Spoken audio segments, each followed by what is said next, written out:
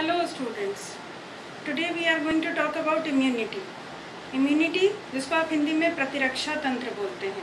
प्रतिरक्षा तंत्र का मतलब एक ऐसा सिस्टम हमारी बॉडी का जो हमें तरह तरह की बीमारियों से, डिजीज कॉजिंग ऑर्गेनिजम्स से प्रोटेक्ट करता है. जैसा आपने पिछले क्लासेस में पढ़ा था, microbes can be friends and foe, why do we fall ill. ठीक है, तो इस तरह के जो चैप्टर्स आपने प्रीवियस क्लासेस में पढ़े हैं, ये क्लास 12 के चैप्टर से है. ह्यूमन हेल्थ एंड डिजीज़, जिसमें हम ह्यूमन बींग्स के इम्यून सिस्टम को डिस्कस कर रहे हैं. So talking about the diseases, there are different types of diseases, different types of microbes to protect our body from all those kinds of diseases and microbes, so that most of the times we are not suffering from one or the other disease always. So we have this immune system with us. So talking about the immunity, वो immune system हमें provide क्या कर रहा है? Immunity. It is providing us resistance. तो वो resistance है क्या और कैसे develop होता है body में? Talking about first of all the innate immune system. So innate immune system क्या है? It is present in our body since birth. जन्म से ही हमारी बॉडी में प्रेजेंट है. तो जन्म से कैसे प्रेजेंट है और कौन कौन से फॉर्म्स में प्रेजेंट है, बस इतना जानना है. तो innate immune system can be categorized into the following 4 types which are written over here: physical, physiological, cellular, cytokine.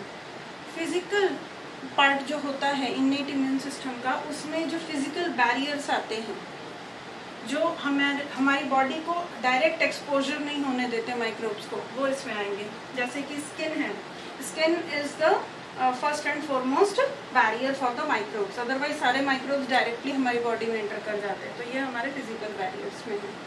ठीक है, इसमें कुछ केमिकल बैरियर्स भी आ सकते हैं, जैसे हमारा टीयर है, हमारे सलाइवा है, ये सब भी आ जाएंगे. इसके बाद फिजियोलॉजिकल बैरियर्स में जो हमारे आते हैं वो है एसिड, गैस्ट्रोइंटेस्टाइनल ट्रैक्ट के और भी जो दूसरे एंजाइम्स हैं या सिक्रेशंस हैं, वो सब आ जाएंगे.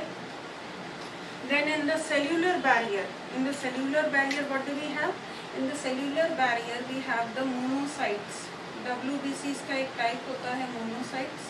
Another one is macrophages. They will also provide immunity. Cytokine barriers में कौन आते हैं?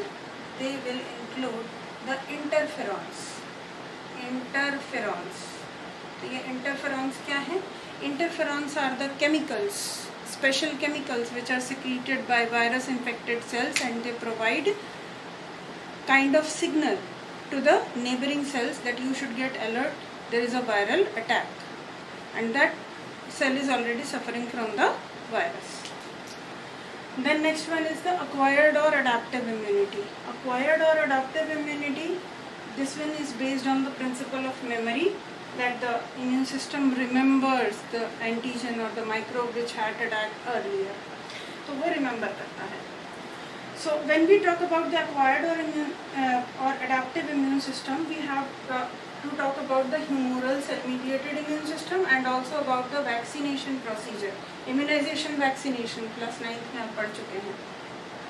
तो वैक्सीन में क्या आ गया? Active immunity and passive immunity. Vaccine आपको दोनों तरह की इम्यूनिटी प्रोवाइड करा सकती हैं. Some of the vaccine might be carrying the disease causing microbe itself, and some of the vaccines might be carrying only some special proteins in them. अभी हम proteins की बात करेंगे फर्दर आगे, तब आप समझ पाएंगे कि पैसिव इम्यूनिटी में वो कौन सा केमिकल डाला जाता है. अब हम आते हैं let's talk about the humoral और सेल मीडिएटेड इम्यून सिस्टम. तो जो ह्यूमोरल या एंटीबॉडी मीडिएटेड इम्यून सिस्टम है, इसमें आपको 2 टाइप की सेल्स के बारे में पढ़ाया जा रहा है, B cell and T cell. You already know that there is a group of WBCs known as the lymphocytes. एक group of WBCs होता है जिसे आप कहते हैं lymphocytes, because they are present mostly in the lymph. तो इन lymphocytes में 2 main lymphocytes होती हैं, एक B lymphocytes और एक T lymphocytes. Just like any other blood cell, WBCs are blood cells, and like any other blood cell, the lymphocytes B or T immaterial, they are produced in the bone marrow. But what is the difference between these two? Why the lower one is called as T cell or T lymphocyte? तो ये जो T lymphocyte है ये जाता है thymus में mature होने के लिए। तो थाइमस में जाके जब ये मैच्योर होगा, इसी वजह से इसको टी लिम्फोसाइट नाम दिया जाता है। And the B lymphocytes or B cells directly move into the lymph and they are stored into the lymph nodes. But T lymphocytes have to go through another level of training. उनकी level of training ज़्यादा होती है B cells से। इनको thymus में भेजा जाएगा, वहाँ इनकी maturity होगी, then they will be brought back to the lymph node. Now talking about their types, I have written over here some of the types like T cells का helper, suppressor, memory, cytotoxic. तो memory दोनों जगह है, here also memory, here also memory. Suppressor, one which will stop the exaggeration of the immune system, ज़्यादा active ना हो जाए. Helper T cells have a very important role to play. They bring some information to B cells, plasma cells. ठीक, plasma cells और the B cells. इनके साथ में plasma वाली जो B cells होती हैं उनके साथ हेल्पर T cells के इंटरेक्शंस होते हैं. Once the B cell or the plasma T cell is completely mature and after that maturity it will start secreting some special proteins named as antibodies. Anti means against bodies. ठीक है, जो किसी दूसरे organism के against work करेंगी. Memory cells तो store हो जाएंगी नेक्स्ट अटैक को काउंटरएक्ट करने के लिए, कि जल्दी जल्दी बॉडी इम्यून रिस्पॉन्स जनरेट कर सके. साइटोटॉक्सिक डायरेक्ट किल करेंगी. तो helper T cells have a connection with the B cells. ये बी सेल्स के साथ कनेक्ट करती हैं. इनके पास जो इंफॉर्मेशन आती है वो पहले इसे बी सेल के पास लेकर आती है और बी सेल को प्रमोट करती हैं to differentiate into plasma cell and memory cell, और फिर प्लाज्मा सेल को और प्रमोट करती हैं फॉर सिक्रेशन ऑफ एंटीबॉडीज. अब एंटीबॉडी पे आते हैं, यानी कि पैसिव इम्यूनिटी में जो केमिकल डाला जाता है वो डायरेक्ट इम्यूनोग्लोबुलिन या फिर एंटीबॉडी होती है. अरे मैंने तो इम्यूनोग्लोबुलिन बोला ही नहीं था इसके पहले, अब कैसे बोला? अब जान लीजिए कि antibodies are also known as immunoglobulins. ये इनके सिनोनिम्स है, जैसे आप समानार्थक शब्द पढ़ते हैं. तो इम्यूनोग्लोबुलिन्स और antibodies they are the same, ये दोनों सेम हैं. इनके स्ट्रक्चर की स्पेसिफिसिटी भी आपको जाननी है, एग्जाम में बहुत पूछा जाता है. वाई शेप्ड स्ट्रक्चर है. वाई शेप्ड स्ट्रक्चर में नीचे एक एक लाइन एक्स्ट्रा जो रेड वाली आपको दिख रही है, रेड वाली क्या है? लाइट चेन्स है. ब्लू वाली क्या है? हेवी चेन्स है. बस इतना जानिए. Then heavy chains are 2 in number, light chains are 2 in number. So overall you can say that an immunoglobulin molecule is H2L2 molecule.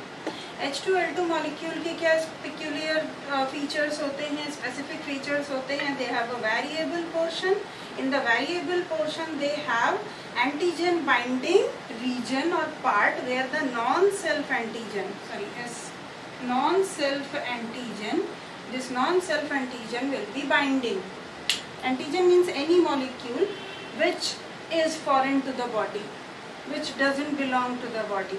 So antigen, this one is a non-self antigen. There are certain chemicals which are being produced in our body which can be harmful. They can also be antigens, but they are recognized as self. They are not attacked upon. But these are non-self antigens. They have certain markers which are clearly distinguished by our immune system and they are stopped. कैसे कैसे आप किसी को रोक सकते हो अपने body के अंदर डिजीज कॉज करने से? या तो उसको रोक दो, या तो उसको मार दो, किल कर दो, या फिर उसको रिमूव कर दो अपने सिस्टम में से, कैसे भी उसको हटा दो वहाँ से.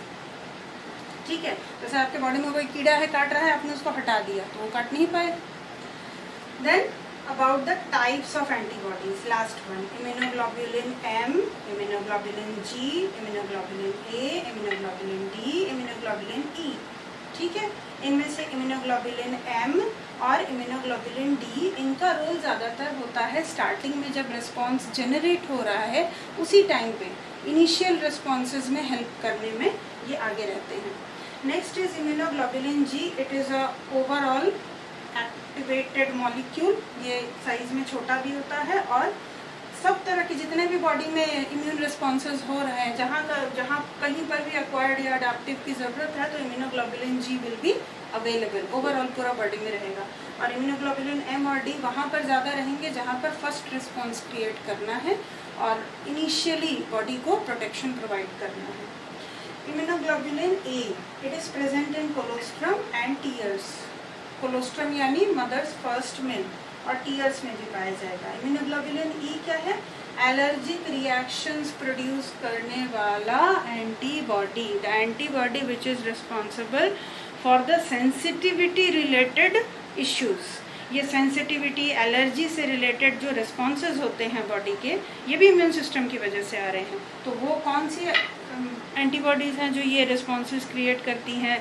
Etching, redness, sneezing, coughing, sudden condition, headache, तो वो सब कौन कर रहा है? इम्यूनोग्लोबुलिन ई करता है। तो this is all about in a nutshell I had talked about immunity, and for further information you can go through more content from NCERT. Thank you and have a nice day.